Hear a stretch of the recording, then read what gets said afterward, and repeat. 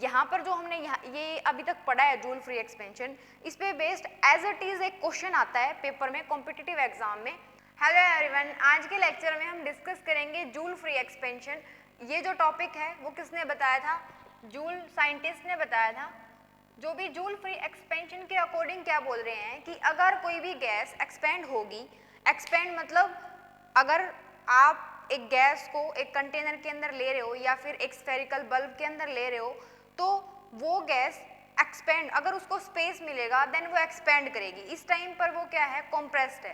तो ये इसके अकॉर्डिंग मतलब जो जूल फ्री एक्सपेंशन है उनके अकॉर्डिंग क्या है, अगर आप किसी भी गैस को एक्सपेंड कर रहे हो विदाउट कोई भी एक्सटर्नल वर्क नहीं करना है आपको उस सिस्टम के ऊपर, देन जो भी चेंजेस होंगे जो भी एक्सपेंशन के ड्यूरेशन में, यहाँ पर हम इन एक्चुअली क्या कहना चाह रहे हैं कि अगर गैस एक्सपेंड होगी without any doing external work done, या फिर जो भी आप गैस लोगे ना ही आप उसमें हीट उसको प्रोवाइड कर रहे हैं, ना ही वहाँ से हीट जो है वो लीव कर रही है, तो वो जो एक्सपेंशन होती है तब जो गैस एक्सपेंड करती है उसको हम क्या बोलते हैं? जूल फ्री एक्सपेंशन बोलते हैं। ये जो टॉपिक है जस्ट एक एक्सपेरिमेंट पे बेस गिवन है, इसका एक रिजल्ट है, लेकिन इन एक्चुअली जो यहाँ पर बताया जाएगा आपको जूल फ्री एक्सपेंशन के अंदर, इन एक्चुअली ऐसा नहीं होता है, वो आगे जाके फर्दर उसमें मॉडिफिकेशन होगी। लेकिन यहाँ पर हम सबसे पहले ये देखेंगे कि जो जूल फ्री एक्सपेंशन है उसके अंदर वो क्या कहना चाह रहा है। उन्होंने क्या बोला है कि अगर आप यहाँ पर आप एक कंटेनर लेंगे,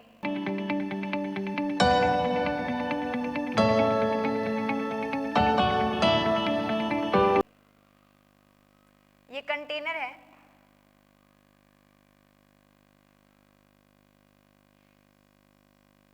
इस कंटेनर के अंदर आपने वाटर फिल कर रखा है। ये अभी हम किसके अकॉर्डिंग पढ़ रहे हैं? जूल के अकॉर्डिंग पढ़ रहे हैं कि उन्होंने क्या बताया था, जब एक गैस एक्सपेंड होती है वहां पर, यहाँ पर जो भी वाटर है ये क्या है? कंप्लीट वाटर, वाटर बाथ बोल सकते हैं इसको। उन्होंने क्या किया? एक स्फेरिकल बल्ब लिया, इसके अंदर उन्होंने क्या किया है? गैस को फिल किया है, और ये जो बल्ब लिया है ये जो है एक ट्यूब के साथ अटैच किया है, और वो जो ट्यूब है वो ट्यूब क्या कर रही है? इसको यहाँ से मतलब फिक्स है ये कि यहाँ पर जितनी गैस है वो यहीं पर रहेगी। एक बार अगर उसको हम प्रेशर देके मतलब जो भी गैस है प्रेशर के साथ इस बल्ब के अंदर डाल देते हैं, उसके बाद एक और बल्ब, इस बल्ब को नाम देंगे हम ए, उसके बाद क्या किया? एक बल्ब और लिया और उसको भी इसके साथ ऐसे ही कनेक्ट कर दिया। इस बल्ब को क्या बोल सकते हैं हम? बल्ब भी बोल सकते हैं। जो भी स्टार्टिंग में है वो क्या है? जो ए है उसमें गैस फिल कर रखी है और जो बी है वो खाली है। जो भी फर्स्ट केस है हमारा, फर्स्ट केस में क्या है? ए में हमने गैस फिल कर रखी है और जो भी बी है वो एम्प्टी है। ओके,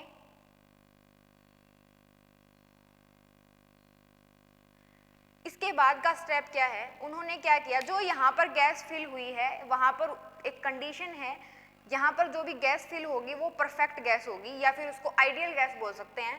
आइडियल गैस या फिर परफेक्ट गैस से हमारा क्या मतलब है? जो भी हमने किसके अंदर फिल की है, जो भी हमने कंटेनर ए या फिर बल्ब, स्फेरिकल बल्ब ए जो लिया है उसमें जो परफेक्ट गैस ली है, उसका मतलब क्या है कि जो भी मॉलिक्यूलर अट्रैक्शन होगी, मॉलिक्यूल्स के बीच में जो अट्रैक्शन होगी वो हम कंसीडर करके नहीं चलेंगे।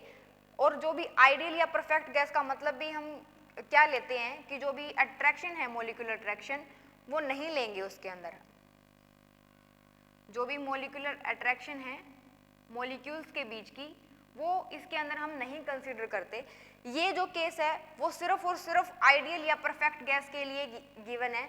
अगर हम रियल गैस की बात करेंगे तो ये जो मतलब जूल फ्री एक्सपेंशन है उसके ऊपर लागू नहीं होता है। तो कंडीशन यहाँ पर क्या गिवन है? कंडीशन ये गिवन है कि जो आपको ए बल्ब है उसके अंदर क्या फिल है? आइडियल परफेक्ट गैस फिल है, और बाकी की जो कंडीशन है यहाँ पर कोई हीट प्रोवाइड नहीं की है हमने सिस्टम को। सिस्टम मतलब जो भी स्फेरिकल ए लिया है हमने उसकी बात कर रहे हैं।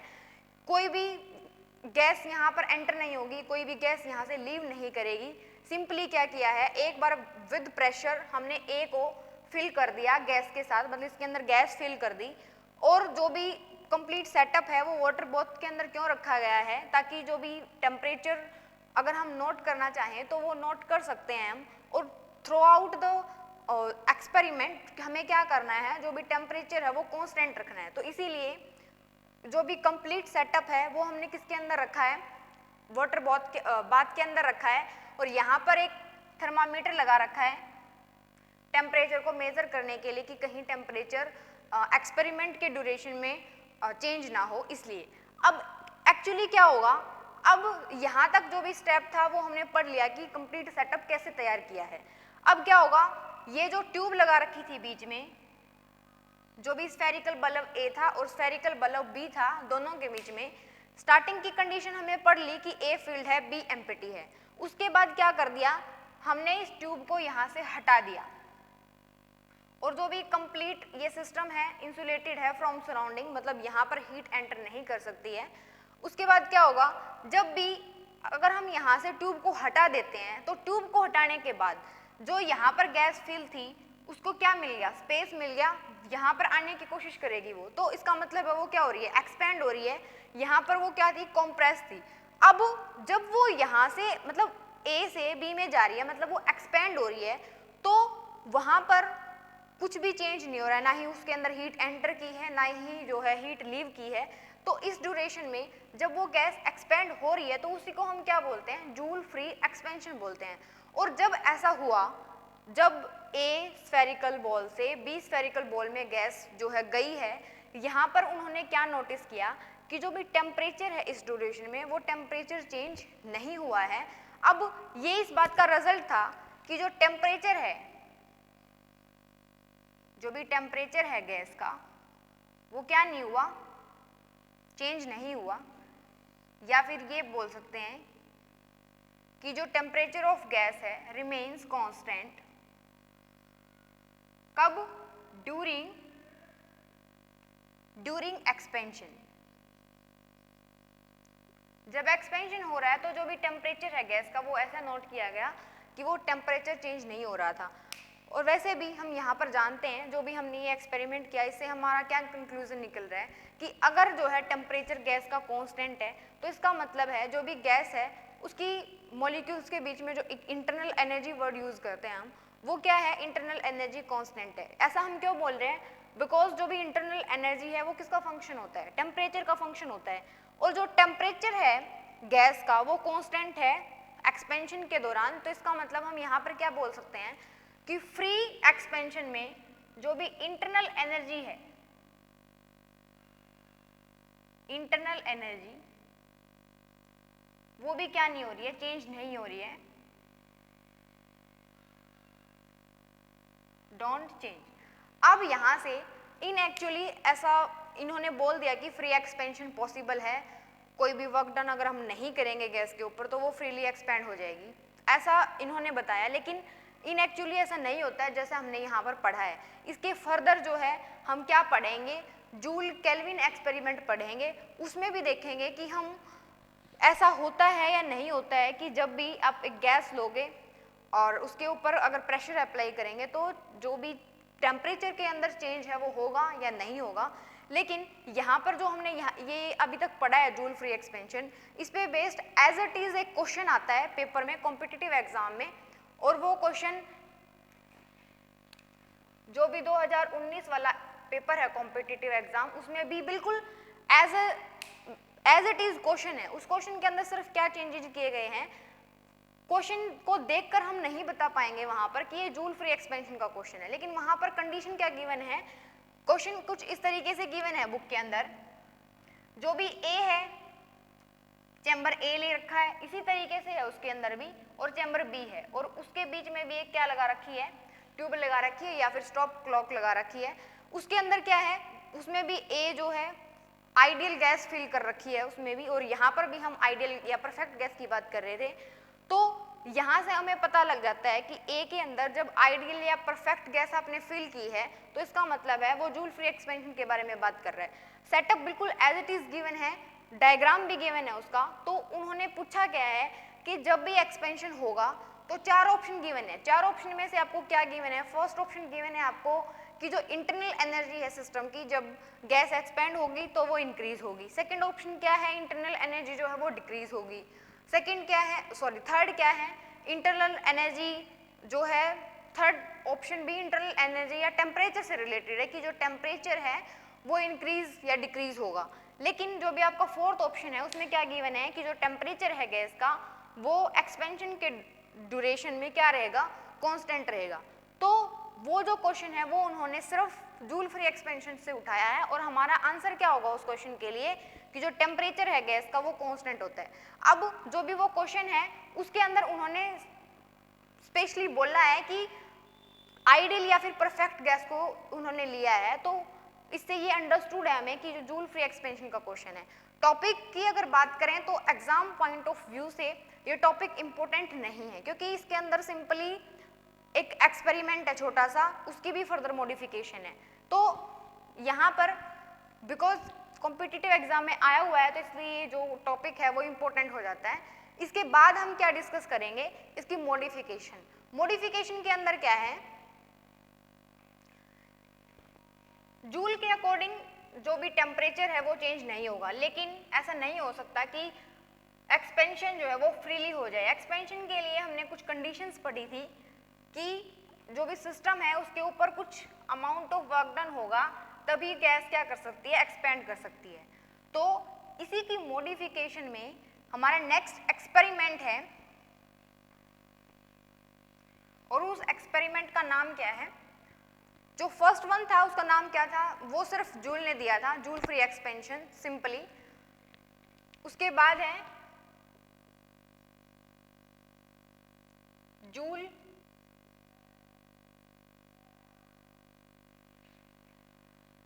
या फिर इसको हम केल्विन भी बोलते हैं एक्सपेरिमेंट। जूल फ्री या फिर सॉरी जूल थॉमसन एक्सपेरिमेंट के अंदर क्या था, अकॉर्डिंग टू, पहले हम स्टेटमेंट लिखेंगे, स्टेटमेंट लिखने के बाद जो भी एक्सपेरिमेंट सेटअप हमने यहाँ पर बनाया है, ये एक्सपेरिमेंटल सेटअप मतलब जूल थॉमसन सेटअप मतलब एक्सपेरिमेंट सेटअप ही है ये। इसके अंदर जो भी स्टेटमेंट है वो क्या कह रही है, according to joule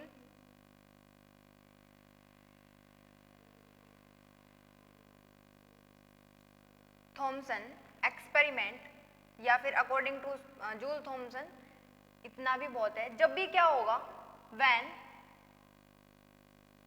A gas escape through a porous plug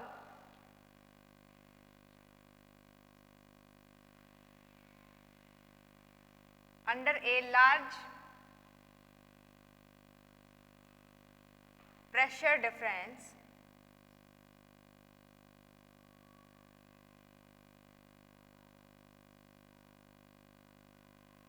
then change in temperature of gas। जो भी स्टेटमेंट है, स्टेटमेंट के अकॉर्डिंग क्या है, इससे पहले जो डिस्कस किया था उसमें भी क्या कर रही थी, गैस एक्सपेंड कर रही थी यानी कि एस्केप कर रही थी।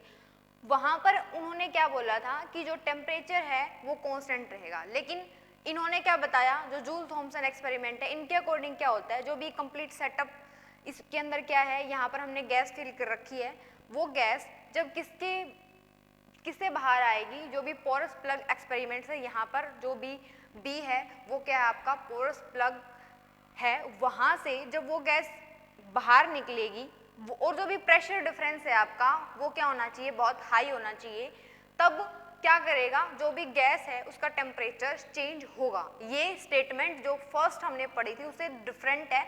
अब ये एक्सपेरिमेंट क्या कहता है हमें, उसको हमने पढ़ना है। स्टेटमेंट के अकॉर्डिंग क्या कर, यहाँ से स्टेटमेंट अगर समझें तो गैस यहाँ पर जो भी फिल कर रखी है, जब भी यहाँ पर हम प्रेशर अप्लाई करेंगे, P मतलब यहाँ पर एक पिस्टन है प्रेशर डिफरेंस को क्रिएट करने के लिए, तो जब वो यहाँ से बाहर आएगी, बाहर आने के बाद टेम्परेचर को नोट करेंगे हम, और जब हमने इसके जो भी गैस थी ट्यूब के अंदर जब हमने उसको फिल किया था तब भी हम उसको गैस का जो टेम्परेचर है उसको नोट करेंगे, तो दोनों में हमें क्या डिफरेंस मिलेगा, दैट इज मतलब जो भी टेम्परेचर है दोनों का चेंज मिलेगा। तो इसका मतलब है फ्रीली एक्सपेंशन जो है वो पॉसिबल नहीं है। अब हम इस एक्सपेरिमेंट पे आते हैं। ये एक्सपेरिमेंट हमें क्या कह रहा है, स्टार्टिंग में जो सेटअप है उसको समझते हैं। एक्सपेरिमेंटल सेटअप, सेटअप में क्या कर रखा है, जो भी बी है, बी आपका पोरस प्लग है जिसके अंदर हम यहाँ पर गैस फिल करेंगे, और जो भी ये डब्लू है, डब्लू सिर्फ इंसुलेशन के लिए है कि बाहर से कोई भी हीट वगैरह इसके अंदर एंटर नहीं करेगी, जस्ट फॉर इंसुलेशन जो भी डब्लू है।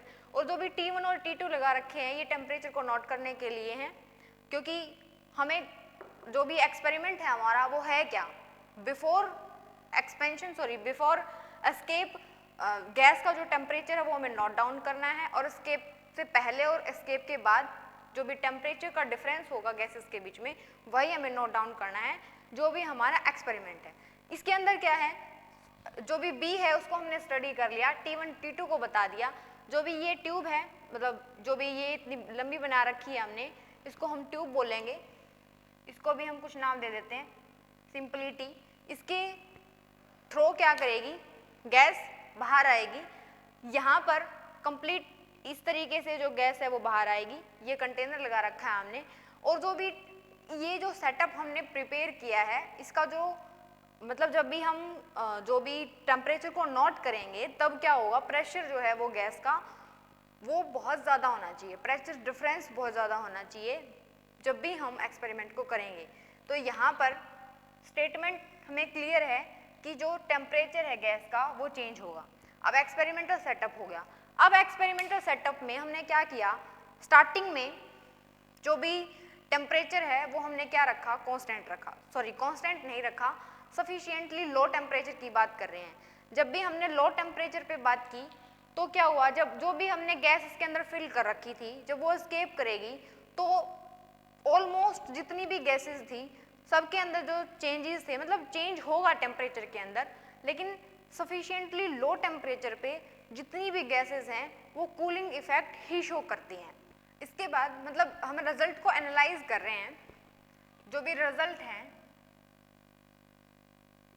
रिजल्ट कौन से हैं, मतलब जो सेटअप है उसके अंदर हमने क्या किया है, सबसे पहले सफिशिएंटली लो टेम्परेचर पे हमने गैसेस को फर्दर स्टडी किया, उसके बाद ऑर्डिनरी टेम्परेचर पे, उसके बाद जो भी टेम्परेचर है वो चेंज करके स्टडी किया। तो भी एक्सपेरिमेंटल का जो रिजल्ट है वो हमें क्या पता चल रहा है, जब भी हम बात करते हैं सफिशिएंटली लो टेम्परेचर पे, सफिशिएंटली लो टेम्परेचर पे क्या हो रहा है, चाहे वो कोई भी गैस है इसके अंदर, जो भी ऑल गैसेस वो क्या शो कर रही हैं, कूलिंग इफेक्ट।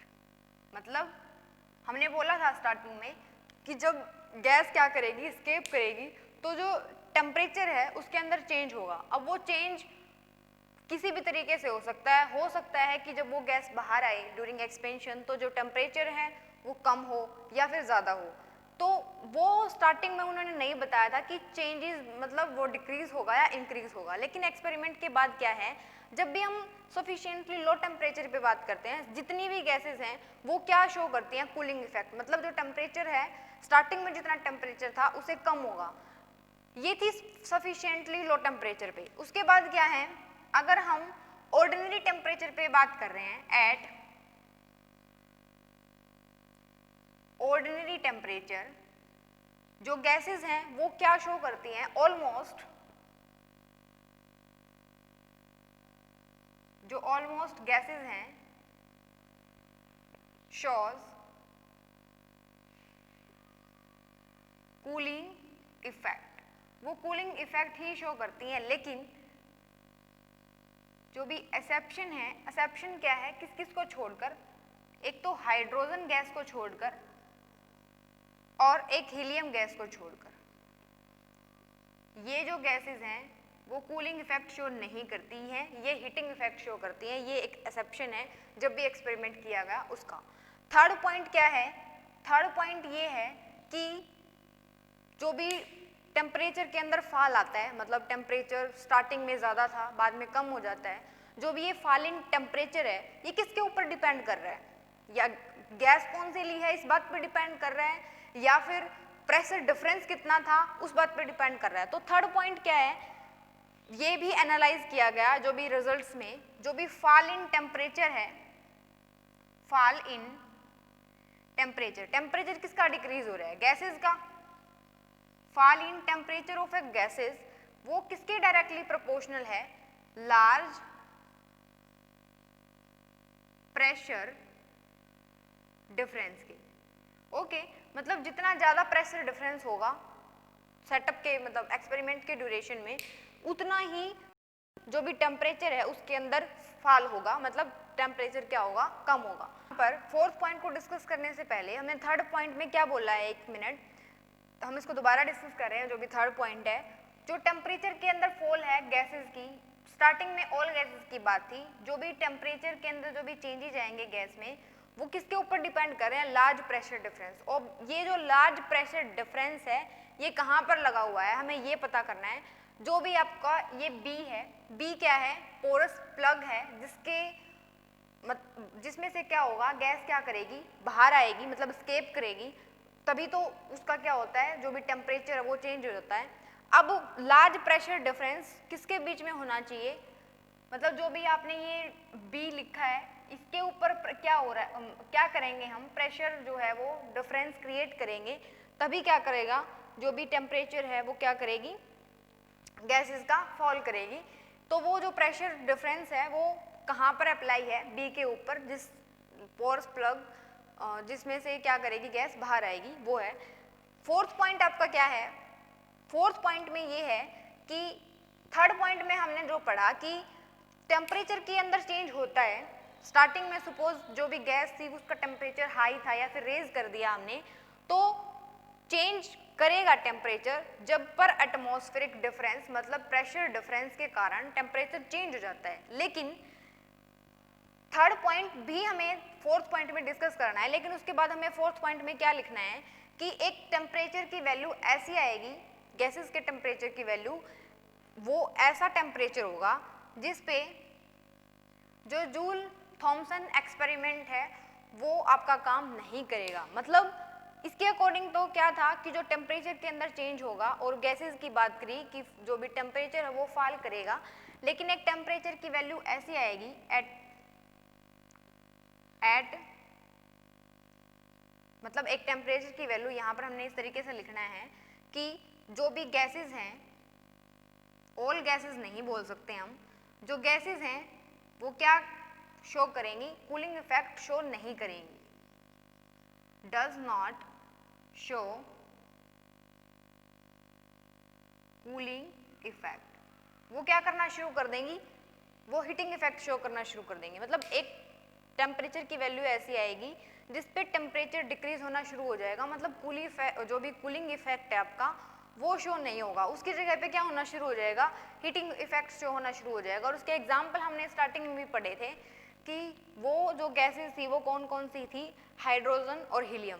और जो भी हम ये बोल रहे हैं कि टेम्परेचर डिक्रीज होने की बजाय इंक्रीज होना शुरू हो जाएगा, इस वैल्यू को हम क्या बोलते हैं, इन्वर्जन टेम्परेचर बोलते हैं। तो यहाँ पर रिजल्ट्स के बाद हमें क्या डिफाइन करना है, एक टर्म डिफाइन करनी है, that is inversion temperature. Inversion temperature हमें फोर्थ पॉइंट से क्लियर है कि वो टेम्परेचर जिस पे जूल थॉमसन एक्सपेरिमेंट की वैल्यू क्या आए, जीरो आए। जीरो आने का मतलब क्या है कि ये एक्सपेरिमेंट की जो भी इन्होंने बताया था वो क्या करेंगी, वो रिजल्ट नहीं आएंगे। मतलब इनके अकॉर्डिंग क्या था, जो भी गैसेस थी, मतलब जो टेम्परेचर है वो क्या करेगा, फॉल करेगा। जब प्रेशर डिफरेंस बढ़ाएंगे, लार्ज प्रेशर डिफरेंस होगा पोरस प्लग के बीच में, तो टेम्परेचर इन्वर्जन या फिर इन्वर्जन ऑफ टेम्परेचर भी बोल सकते हैं। नाम से भी हमें क्लियर है वैसे कि जो टेम्परेचर है वो स्टार्टिंग में क्या था, मतलब कूलिंग इफेक्ट शो कर रहा था, टेम्परेचर घट रहा था।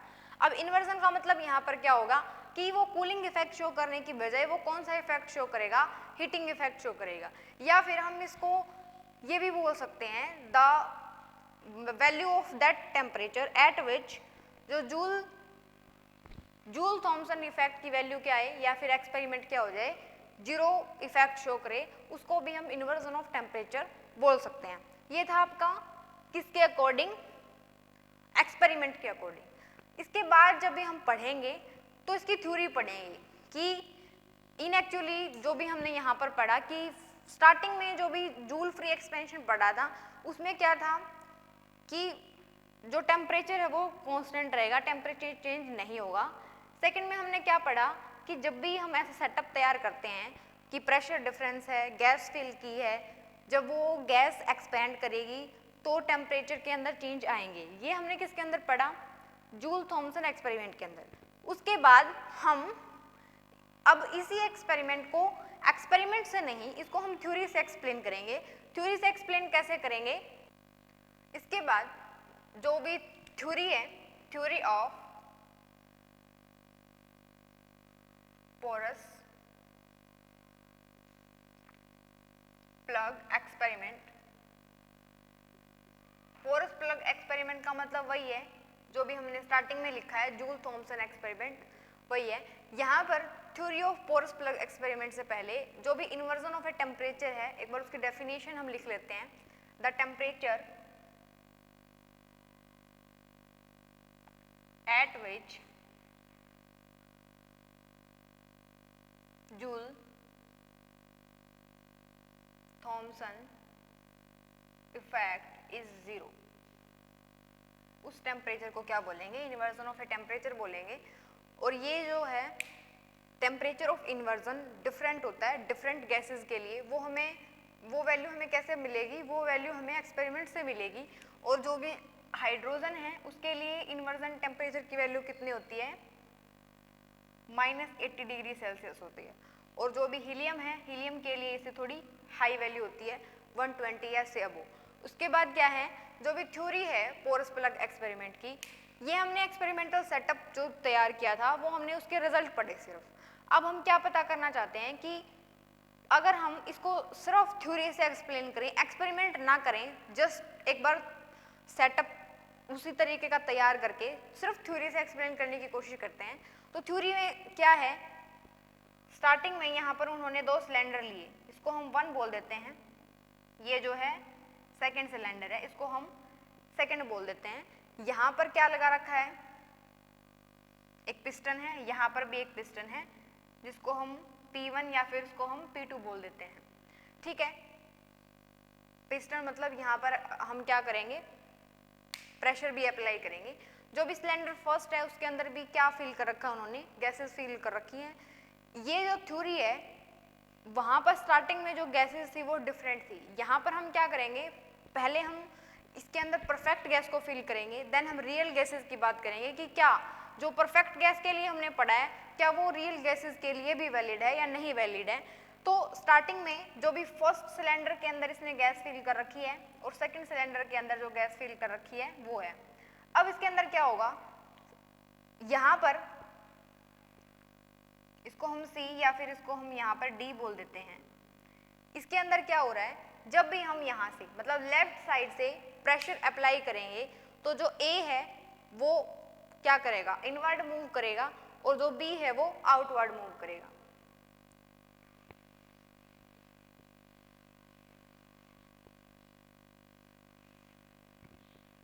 तो जब भी प्रेशर अप्लाई किया हमने गैस के ऊपर, सिलेंडर जो भी फर्स्ट है उसमें आपने गैस ली है परफेक्ट गैस, तो यहाँ पर प्रेशर आपने सपोज कि P अप्लाई किया है और वो कितना आगे बढ़ेगी, dx। ओके, तो यहाँ पर अगर हम ये निकालें वर्क डन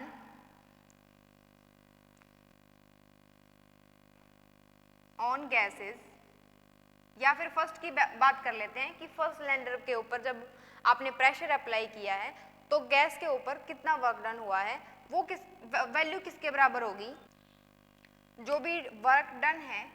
सिंपली जब हम पढ़ रहे थे थर्मोडायनेमिक्स हमने स्टार्ट की थी, तो जो भी W है वो वैल्यू आपकी कितनी आ रही थी, अगर हम सिंपली W की बात करें P इंटू डी वी आता है, लेकिन यहाँ पर जो भी आपने सिलेंडर फर्स्ट ले रखा है, सपोज कि वो dx मूव किया है, कब मूव किया है, जब भी हम सिलेंडर फर्स्ट की बात कर रहे हैं, इसको हम गैस 1 मान रहे हैं, तो गैस 1 के ऊपर प्रेशर अप्लाई किया, तो हमने क्या किया है, on the gas work done किया है, और वो वर्क डन किसने किया है, पिस्टन सी ने, क्योंकि प्रेशर हमने किसके ऊपर अप्लाई किया है, सी के ऊपर, दैट इज अवर पिस्टन।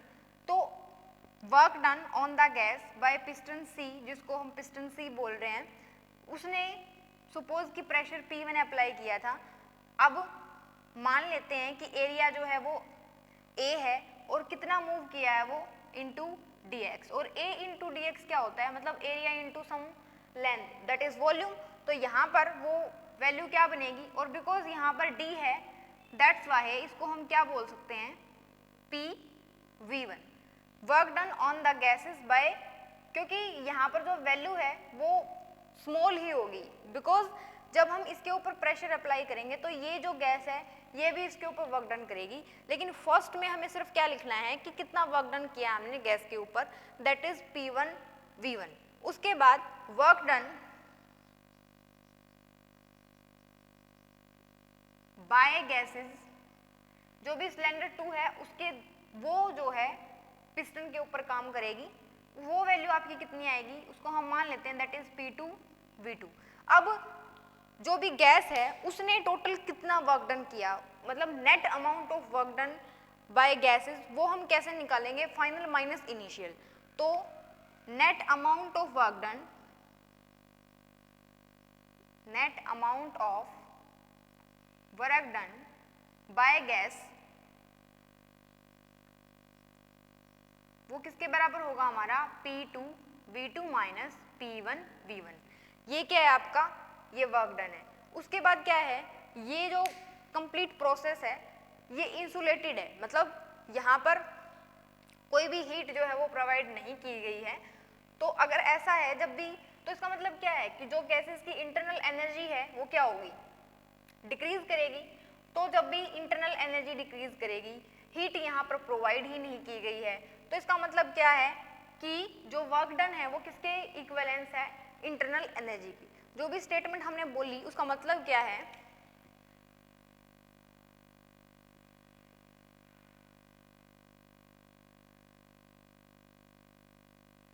उसका मतलब ये है, ये क्या कह रही है वैल्यू कि Q1 अमाउंट आपने गिवन नहीं है, जो भी सिस्टम है वो इंसुलेटेड है, तो इंटरनल एनर्जी क्या करेगी आपकी, डिक्रीज करेगी, और डिक्रीज करेगी तो ये वैल्यू हमारी 0 है। तो इंटरनल एनर्जी और जो भी वर्क डन है उसको हम क्या कर सकते हैं, इक्विवेलेंस पुट कर सकते हैं। अब मान लेते हैं कि वो इंटरनल एनर्जी स्टार्टिंग में U1 थी, वो डिक्रीज होके इंटरनल एनर्जी कितनी होगी, U2 होगी। तो जो चेंज है इंटरनल एनर्जी में वो किसके बराबर आएगा, U1 माइनस U2। और हम क्या बोल रहे हैं, अगर ऐसा है कि complete system insulated from the surrounding है, तो जो भी इंटरनल एनर्जी है वो किसके बराबर होगी, वर्क डन के। तो हम यहाँ से क्या बोल सकते हैं, जो ये वैल्यू है वो किसके बराबर आएगी, P2V2 माइनस P1V1। अब यहाँ से हमें क्या पता चल रहा है, अगर हम क्या करें, इस वैल्यू को इधर लेके आते हैं, U1 plus P1V1 equals to P2V2, ये उधर जाएगा तो U2 बनेगा। अब इस रिजल्ट को हमें एनालाइज करना है कि ये रिजल्ट क्या कह रहा है। इन एक्चुअली जब भी जूल थॉमसन एक्सपेरिमेंट की बात करते हैं, जब भी हम गैस को एक्सपेंड करते हैं under a large pressure difference, तो क्या होता है, ये जो वैल्यू है थर्मोडायनामिक्स में U प्लस PV, ये आपकी H होती है, और H का मतलब क्या है, एंथैल्पी।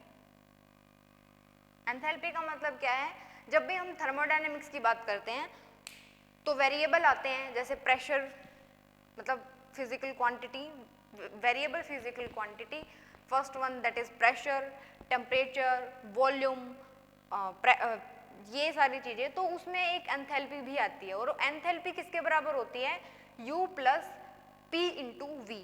तो यहाँ पर U की जगह पे U1 है, P1 की जगह, P की जगह पे P1 है, V की जगह पे V1 है। मतलब टोटल मिलाकर जो ये वैल्यू है वो क्या है आपकी, दैट इज H1 है, और जो H1 है वो किसके बराबर है, H2 के बराबर है। तो इसका मतलब है कि थ्योरी क्या एक्सप्लेन कर रही है कि जूल थॉमसन एक्सपेरिमेंट में क्या होता है, जो एंथैल्पी है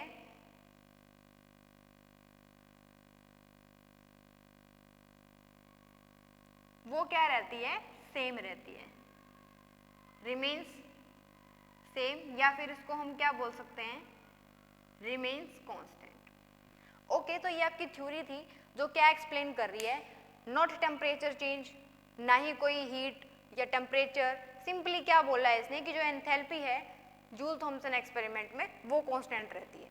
इसके बाद एट लास्ट हम क्या बोल सकते हैं कि जब भी गैस एक्सपेंड होती है under a large pressure difference then the enthalpy of gases remains constant. ये लास्ट स्टेटमेंट है हमारी एक्सपेरिमेंट की। यहाँ पर हमारा एक्सपेरिमेंट खत्म होता है कि एंथैल्पी कांस्टेंट, जो भी गैसेस है उसकी एंथैल्पी कांस्टेंट रहती है जब भी गैस एक्सपेंड करती है under a large pressure difference. अब बिकॉज यहाँ पर एंथैल्पी कांस्टेंट रहती है एक्सपेरिमेंट में, तो हम इस एक्सपेरिमेंट को आइसोएंथैल्पिक इफेक्ट भी बोलते हैं।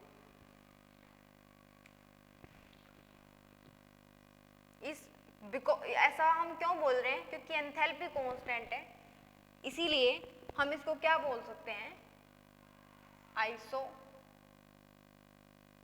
एंथैल्पिक इफेक्ट। तो एक ही इफेक्ट के हमने कई सारे नाम भी पढ़ लिए, पोरस प्लग एक्सपेरिमेंट भी बोल सकते हैं, जूल थॉमसन एक्सपेरिमेंट भी बोल सकते हैं, या फिर आइसो एंथैल्पिक इफेक्ट भी बोल सकते हैं। ये जो हमने अभी स्टडी किया है, ये जो है रियल गैसेस के लिए भी हम इसके अंदर मॉडिफिकेशन कर सकते हैं और परफेक्ट गैस के लिए भी इसके अंदर मॉडिफिकेशन कर सकते हैं। मतलब जो भी ये बताना है हमें कि अगर इंटरनल एनर्जी इंक्रीज करेगी या डिक्रीज करेगी, वो वैल्यू किसके ऊपर डिपेंड करेगी, वो वैल्यू डिपेंड करेगी कि आपने गैस कौन सी ली है। परफेक्ट गैस की जब बात करेंगे तो डिफरेंट रिजल्ट आएंगे, और जब आप रियल गैसेस की बात करेंगे तो डिफरेंट रिजल्ट आएंगे। ओके, तो मिलते हैं नेक्स्ट लेक्चर में। Thank you.